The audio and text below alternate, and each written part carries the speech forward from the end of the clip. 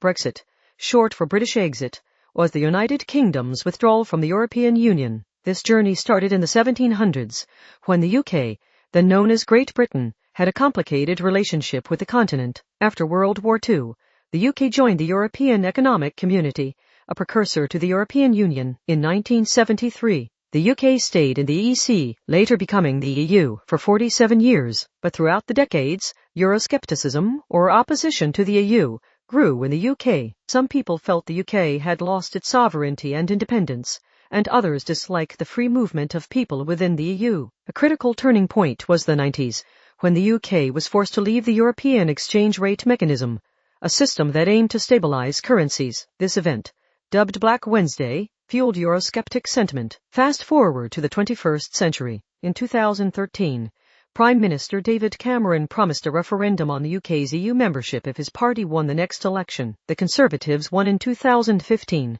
and the referendum was held in June 2016. The results were close. 52% voted to leave, and 48% voted to remain. The Leave campaign had gained momentum, arguing that the UK could regain control over its borders and laws. The referendum results shocked the world. David Cameron resigned, and Theresa May took over as Prime Minister. She triggered Article 50 of the EU Treaty, which formally began the process of the UK's exit. Negotiations with the EU proved difficult, with disagreements on things like the financial settlement and the Irish border. The UK Parliament rejected May's initial deal 3 times. Eventually, a revised deal was negotiated and approved by Parliament in January 2020. This marked the end of the UK's 47-year membership. The UK left the EU on January 31st, 2020. However, a transition period was put in place to allow time for negotiations on the future relationship between the UK and the EU. This transition period ended on December 31st,